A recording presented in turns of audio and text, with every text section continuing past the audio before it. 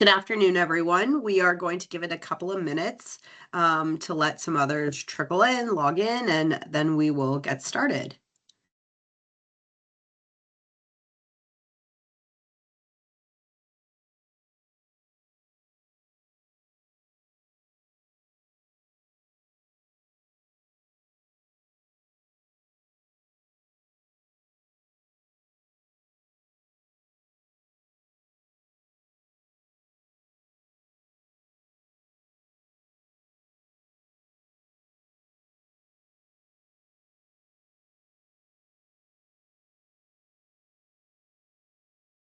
Hello to others that have just joined. We're going to give it a couple of minutes, just until 12:02 or 12:03, and then we will get started. We've got a good group already that have joined us, and hopefully a few more will come on.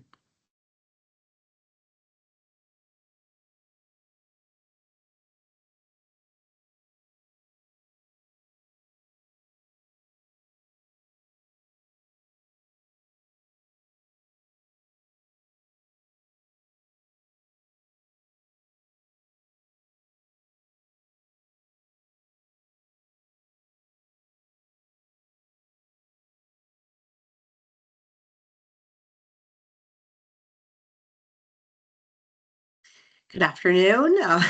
Sorry if you were here early and now you're hearing the same message over and over, but we're just going to give it one more minute and then we will get started.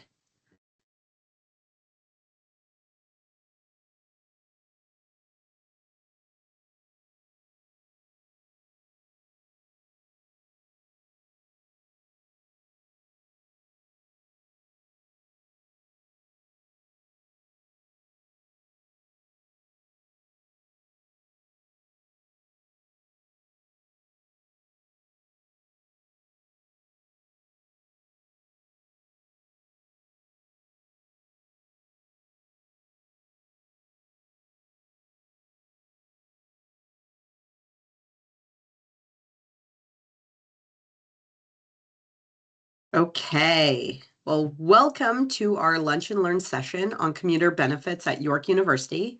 My name is Amy Elvidge, and I'm joined by my colleague Amanda Nasturzio. We are program managers at Smart Commute, and today we are going to talk about how you can save money, time, and stress by improving your daily commute. Here is our roadmap for the next hour. We'll start with a brief introduction to Point A in the Smart Commute program, and then dive into the benefits of carpooling, why it matters for our community and your wallet. Then we'll get into specifics of carpooling at York University, including the Diamond Pool program, which is specific to York staff. Finally, we'll give you a demo of the Smart Commute app to help you find matches, carpooling matches, and find routing options. And then we will wrap up with a question and answer session.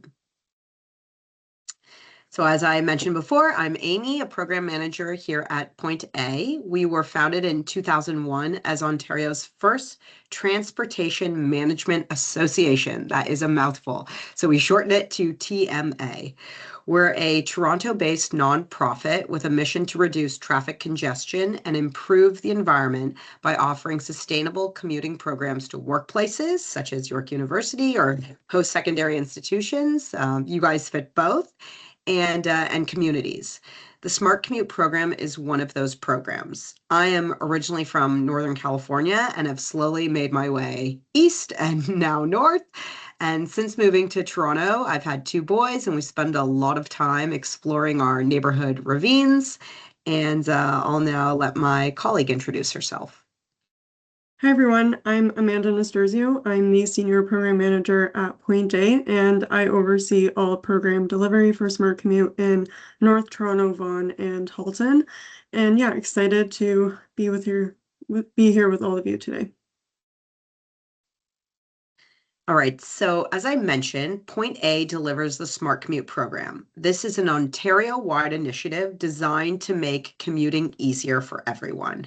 Through the program, we offer tools like our Smart Commute app, which is a ride matching app and route planning app. We also provide, I would say, peace of mind and insurance through our emergency ride home program, which we will explain in detail later. Right now, we're running our annual Winter Commute Month campaign, which encourages people to try new ways of commuting. So there's still a couple of days left. Looks like it's the 25th, so we have a few more days for anyone to enter to win a $100 cash gift card by logging a trip on the Smart Commute app. So you can download the app alongside us during our presentation today, or or do it afterwards, and you still have a chance to win. So before we go any further, we would love to hear from you. Please share in the chat your response to any of these questions. So how do you usually commute to campus? What's your biggest barrier to carpooling, and whether you have ever tried carpooling before? I'll give you a minute there to put in some responses, and then we will get going. Thanks for kicking it off, Tanya. Longtime carpooler for good reason. Sharing 407 fees. Okay, so why carpooling makes sense for York University staff and faculty? Well, the biggest draw is financials. It's the easiest way to cut your parking and fuel costs in half or more. Wellness, it reduces commute stress. You can split the driving duties with any of your carpool partners. And flexibility, there is no daily commitment, and you can carpool as often or as little as works for your schedule. So many people think, oh, I'm going to carpool. It needs to be 5 days a week at this, set time. That's not how it works. Like so many shared responsibilities now. Maybe you drive with a coworker 1 day a week, maybe just, for the commute home. Maybe you find that you like it, you can add more to that, but it really can be tailored to just about any schedule. So at its core, carpooling is very simple. You find a match, someone who lives and works near you, you agree on a schedule, and you share the costs. Specific to York University is the Diamond Pool program. So how it works is you can form a group with at least one other York community member, and then once you apply for a permit, and once you're approved, you can purchase one single parking permit to share. And this significantly cuts your individual parking costs. And there's also built-in flexibility. So each carpool partner receives complimentary vouchers, which are honk promo codes, each term. So these are for the days when you can't carpool and need to drive separately. So York, of course, wants to incentivize people to carpool for myriad reasons, as we talked about earlier. And they have built-in flexibility so that carpooling can be something that you try to do regularly, but if you need to drive alone, of course, that makes sense. So how carpooling saves you money. We have this lovely outdated photo of Donna, who many of you may know. She's a longtime carpooler at York University. And one of her top reasons for carpooling is naturally the savings. That's often the biggest draw. By sharing her commute, she splits the cost of gas, parking, and wear and tear on her car, which is something people often don't remember to consider. An average commute from North York to downtown Toronto can cost over $100 a month in gas alone. By sharing a ride with just one other person, you can save over $600 a year. And you may also qualify for insurance rebates depending on your situation. And of course, as mentioned, the Diamond Pool program and Smart Commute's emergency ride home program give carpoolers flexibility and peace of mind so they always have an option to travel alone or get home quickly in case of an unforeseen event. Another benefit to carpooling is a faster commute. People often worry that carpooling will add time to their commute due to having to pick someone up. But there are carpool lots along major highways across the GTHA, as you can see in this map here, which provide a more convenient meeting spot than at someone's home.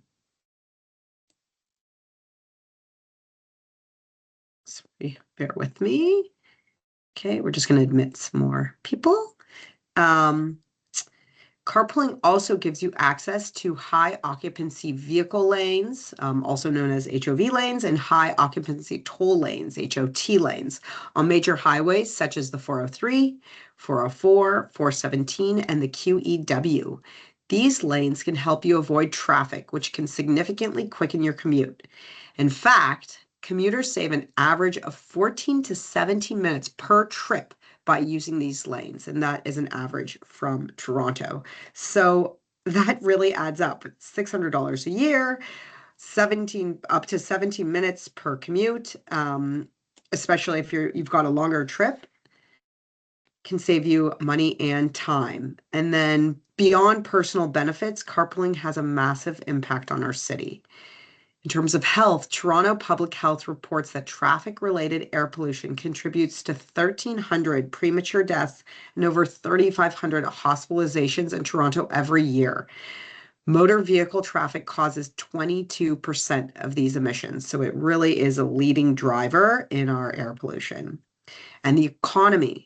Traffic congestion costs the GTHA roughly $44.7 billion annually, and that is from just congested streets, not being able to move goods and services, not being able to have people in their in their seats or at their desks as quickly as they would without the congestion. So when you carpool, you're not just a commuter; you're directly working to diminish these issues.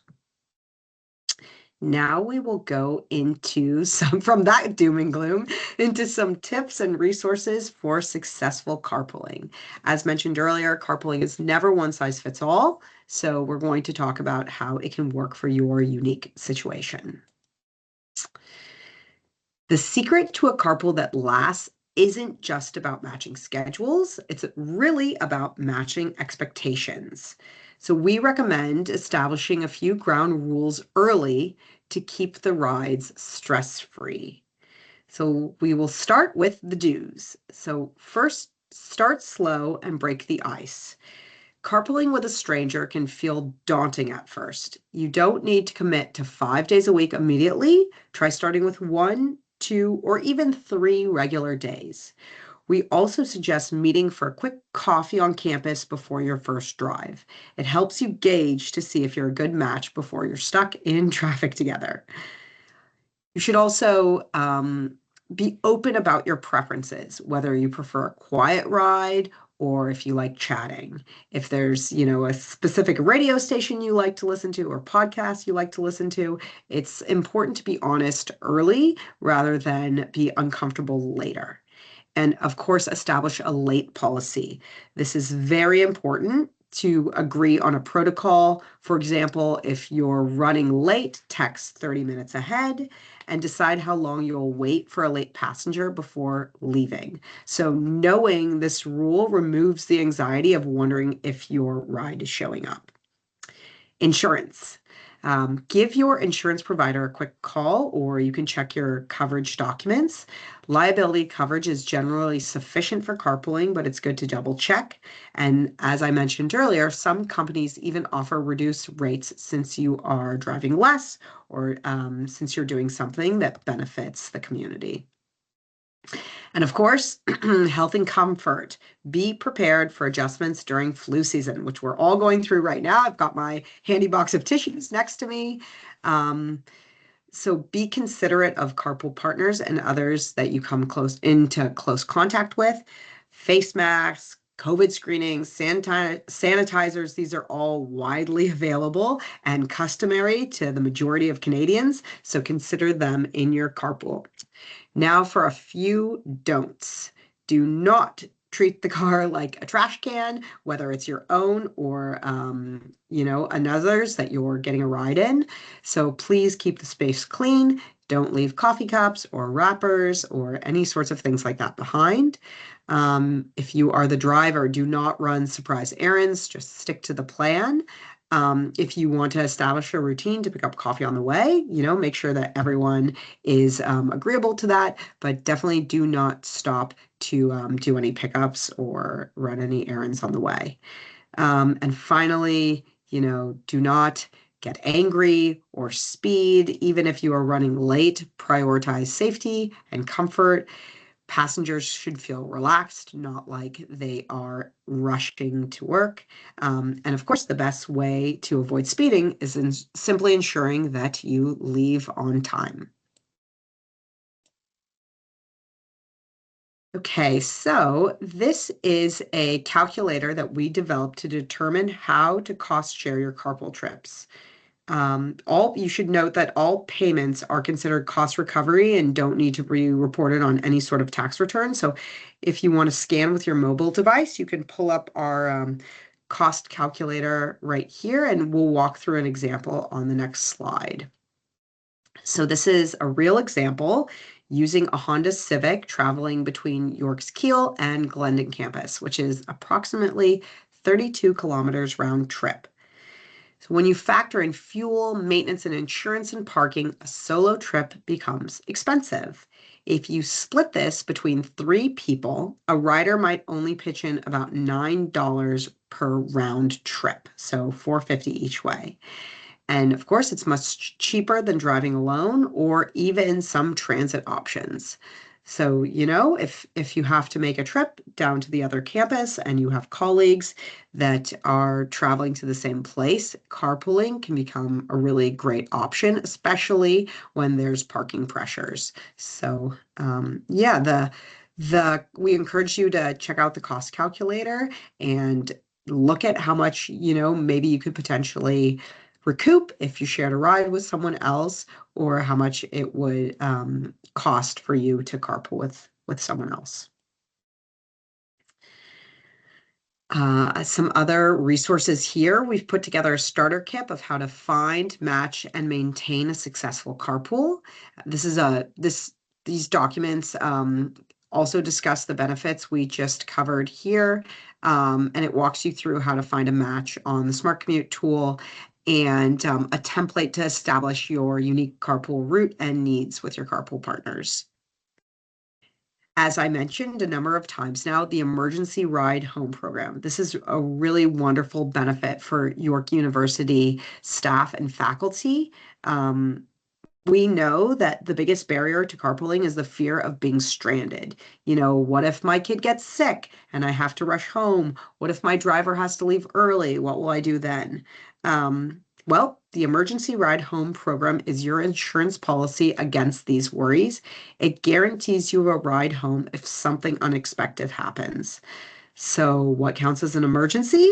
Personal, family, personal or family illness or injury, unscheduled overtime approved by a supervisor.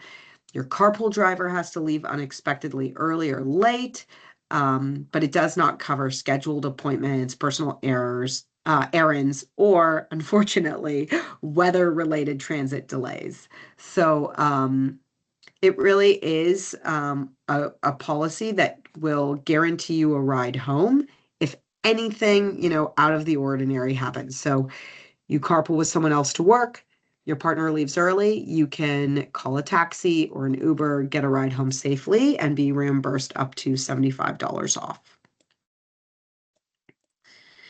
All right, now let's take a look at getting started on the Smart Commute app. The Smart Commute app or tool, you can help you find a suitable carpool partner from your workplace or from another business close by. The Smart Commute tool is available on the Apple Store, iOS, and Google Play for Android, and also on your desktop at www.smartcommute.ca. So now we are going to walk you through, this is pre-recorded, a demo of the app on my mobile phone. So I'm going to stop sharing my screen and pull up the demo, or I'm not going to, yes, I think I have to stop sharing for just a moment. Okay. Okay. Here we go.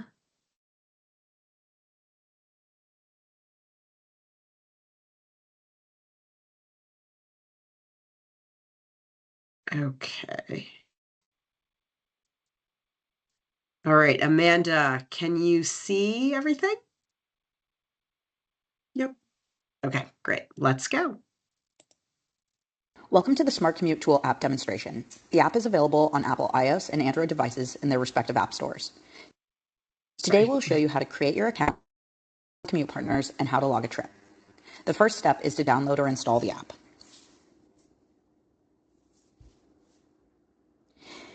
Sorry, I'll interrupt my own presentation here. You're welcome to take out your phone now and follow along downloading the app and creating a profile. And if you do that, we will be able to answer some of your questions if you encounter any issues getting started. Next, open the app and register your account.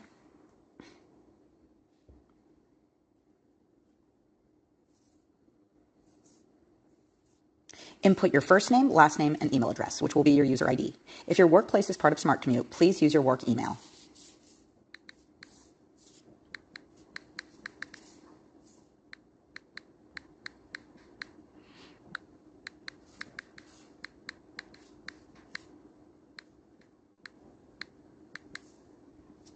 Please accept the terms and conditions and privacy statement.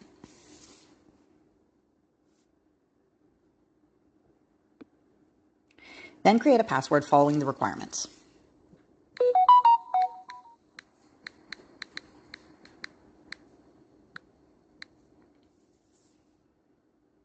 We recommend adding your mobile phone number to use the app in real time.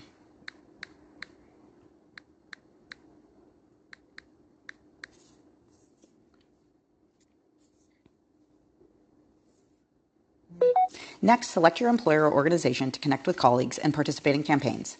I will choose York University and the subgroup Kiel campus for this demonstration.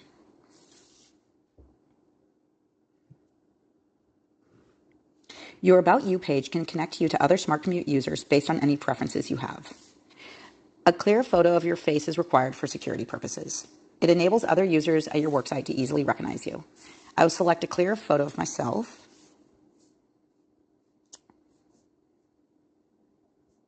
and also specify my gender and smoking preferences.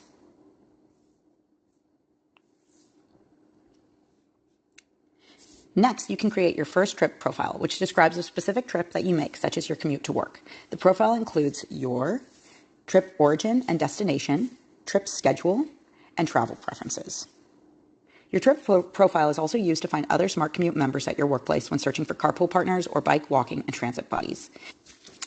We will never display the exact origin address of your trip profile to other users to protect your privacy. Let's go ahead and create a trip profile now. I will enter my home address.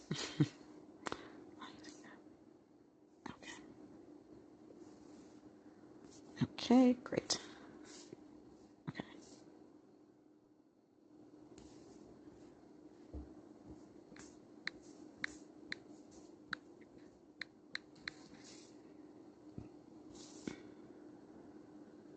And I will enter my destination at the York U Kiel campus.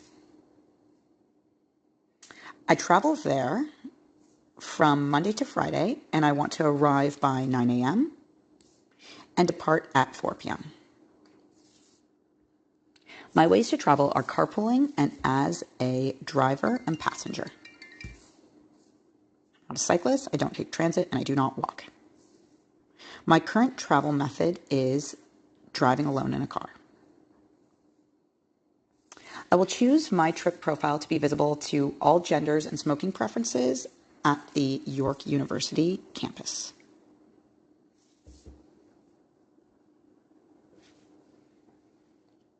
Now my profile has been created, but I need to confirm my email for full functionality. Please note that any verification emails may go to your junk folders. Now let's find a ride.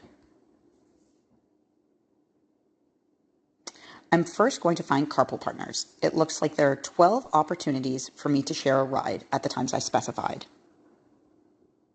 I can also book or post a ride, and below you'll also see bike, transit, and walk partners, 5 transit options, and a route planner for driving, walking, and cycling. Lastly, we'll go over how to log a trip. Smart Commute runs 3 annual campaigns where you can win a prize by logging a sustainable commuting trip. The next campaign is Winter Commute Month in February. To log a trip, navigate to Log My Trips in the menu. I'm going to log a trip for Friday, January 16th.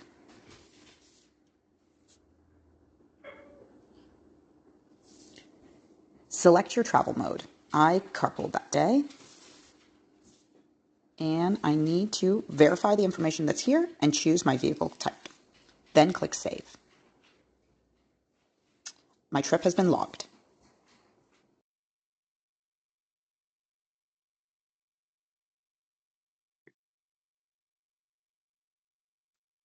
Okay. All right. Back to our presentation.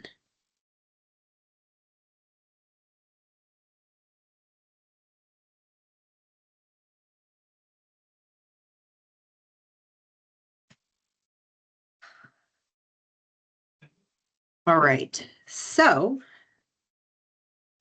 I hope you appreciated that demo of the Smart Commute tool. You heard a lot of commentary from me during it, like any app that has things that you need to put in that you're getting used to for the first time. There are a few steps, and as mentioned in the demo, definitely check your spam or junk box if you are trying to receive a password or reset your password or verify your email. So they often go there. So we also here, we're going to share these slides in this presentation with you afterwards, but there's a live link here, and it's a how-to guide for using the Smart Commute tool. That's not a video. So if you have any questions about using the tool, if any issues come up, please feel free to reach out at us. We will have our email addresses at the end of the presentation, and they'll also be shared with you. So that was as short and sweet as we could make it. So now is really a time for any of your questions that you might have. We really appreciate you taking time to learn about Smart Commute and all the wonderful things that York U is doing to provide commuter benefits. Please enter your questions in the chat and Amanda will read them out. Yeah, we have a few already. So the first one is regarding emergency ride home. So the question is, if my carpool driver is ill and unable to drive to and from Kiel campus, would I be able to use the ERH for both getting to work and returning home? So the answer is no, you would not be able to use it getting to work. You would be able to claim it only if you're using it to get home. So the emergencies would need to happen throughout the day, as well as just putting a claim for that ride home. So yes, but every trip is up to $75 for reimbursement.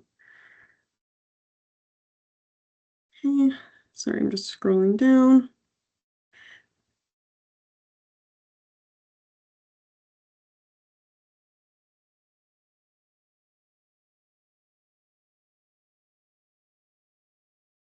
And that kind of goes to the unforeseen event. So if you have the knowledge beforehand, oh, my coworker's sick, I need to get to campus a different way.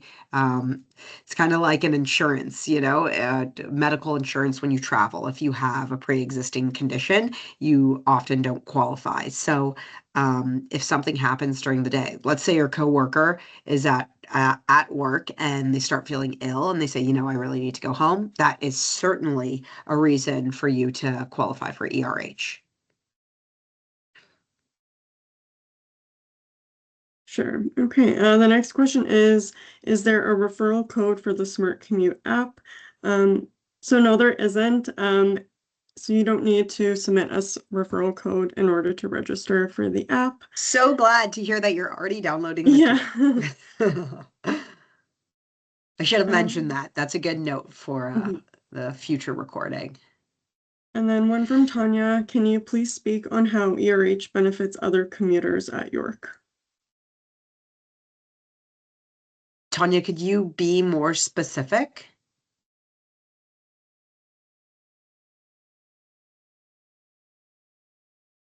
I don't know if she can unmute. Yeah. No, she can't unmute, but I thought maybe she could enter it. So it covers all staff and faculty of York University at the Kiel campus. So if you work there, if that's your main place of work, you are covered by this. And it covers anyone that is using a sustainable travel method. So that's, using public transit, that's cycling, carpooling, skateboarding, whatever way that you're getting to campus that is not driving alone. That is the only thing that does not qualify. So if you're using any of those modes, you're relying on a system outside yourself, and we want to provide flexibility, or York wants to provide flexibility so that you know that you can get home no matter what. It does not cover students or people visiting the campus. Okay. And the next question is how to enable live trip tracking. Amanda, could you speak to that?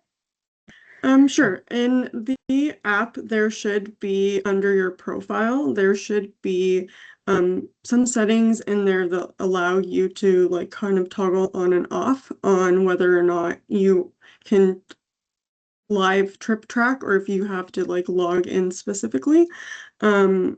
But yeah, that's a good point for next time as well, Amy, to include that. The benefit of live trip tracking is just like when you're waiting for a ride hailing service like Uber or Lyft, or even ordering, delivery. You can look on your phone and you can see, oh, my Uber is going to be here in 3 minutes. With this, it's a similar thing. You can see when your carpool partner is arriving, And it which, also can allows, provide a lot of peace of mind. yeah, and it also tracks the trip as you're on it with your carpool, or if you're using it to track your like cycling trip or your like public transit, it tracks the entirety of your trip in the app.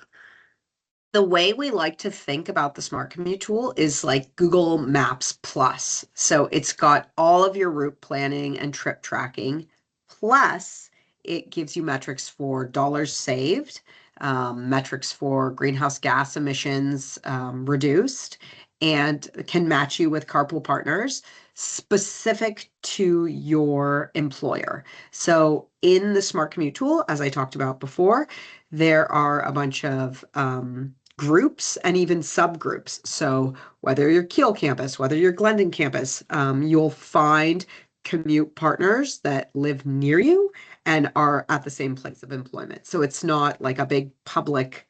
You can make it public and open it up to the entire Smart Commute network, because who knows, maybe there is a business right by York with a person carpooling at the same time as you who lives near you. So you have the option to open it up or just keep it private to your employer.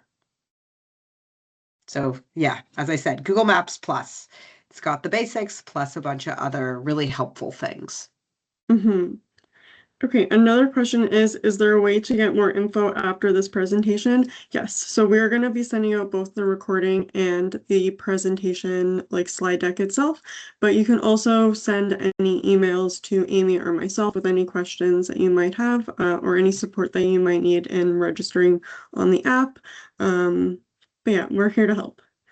And we also come out 3 times a year. Usually we are positioned in Very Hall, and Tanya is sending out notifications to alert people and keep the campus informed of when we visit. So you are always welcome to swing by the table. We usually have some swag. And we are typically running a campaign. So similar to the Winter Commute Month campaign that's happening right now, we have an opportunity to engage with the Smart Commute tool and win prizes, which tend to always be cash. So good for everyone. Okay, there's a few more questions on ERH. So the question is, I carpool with someone to my work on campus days. If one of our children is unwell and either one of us needs to head home, can the other one use the ERH? So that would count under the claim. The only caveat of that is that this person would also need to be a member or like a staff or faculty member of York University. But that would be seen as an emergency for a claim. Yes, sick individuals that are sick or sick family member, like Sick direct family family members, members. yeah. Mhm. Any kind of family like health emergencies would fall under ERH. Which, if you have, a kid in daycare or that are in elementary school, that often happens. So we're not trying to penalize parents. Yeah, definitely not. Oh yeah, this one's from Donna. Not a question, just reiterating that, yeah, ERH doesn't have to just be for carpoolers. It can be for anyone who's taking sustainable mode of transportation. Yes. So If you cycling, cycle, if you yeah, cycle to campus and it takes you, let's say, 45 minutes, an emergency comes up and you need to be home or to your child's school or helping someone, in some sort of capacity, your parents are have an emergency trip to the hospital, anything, like any sort of unforeseen emergency, you can then take an Uber or a taxi or whatever service to get home quickly. So, or, same thing, your TTC trip is really long, it's an hour, and something comes up and it takes you, 20 minutes by taxi, and you're not going near where a subway station is, what have you, you are covered. I would say though, when it comes to, it is important, once we send out this slide deck, you can go through what all the ERH, all the emergencies that are covered. If you are biking to campus and you get a flat tire, that is, I do not believe that counts as an emergency, right, Amanda? no, I don't think so. Yeah, so if unfortunately, if you get a flat tire and you're biking to campus, it is kind of on the cyclist to have the spare tire and have a travel pump or what have you, or be able to get to a bike shop and fix that. Okay, one other question about ERH. Is it true that ERH can only be used once a year for $75? No, it's offered for like everyone at Yorkview to make a claim. So if a singular person has, multiple needs for the ERH in 1 year, it's still viable. But yeah, the only limit is the $75 for the trip is the only limitation on it. So you to reiterate, you can use it multiple times per year. For sure. Okay, I'm just double checking any questions.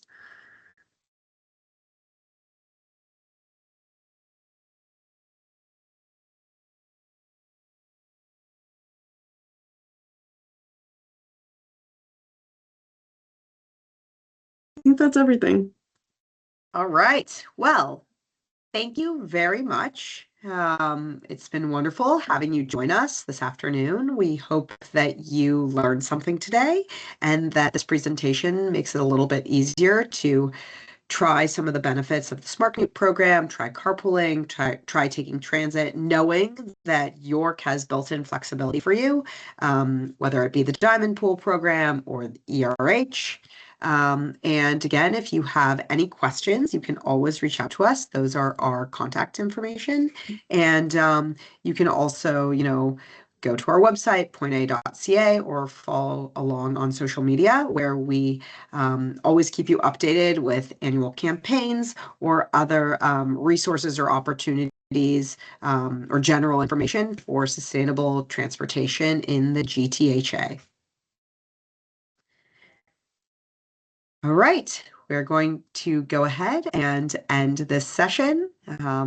Thank you. Thanks, everyone.